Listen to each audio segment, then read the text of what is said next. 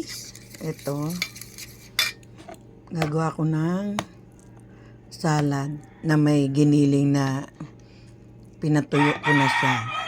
Tapos ito yung sauce niya, mayonnaise, calamansi,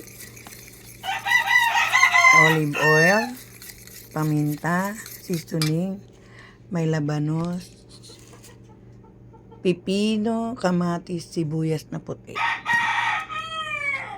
Ayan. Halo-haluin lang to. Ayan. Lagay yung labanos.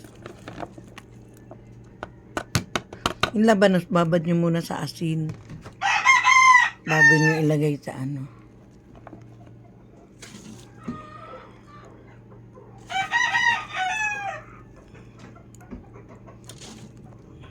Dali ah. Ayan guys, napaghalo-halo ko na. Sarap niya. Yan ginawa ko ngayon. Kombinasyon ay pritong isda. Yan, sarap.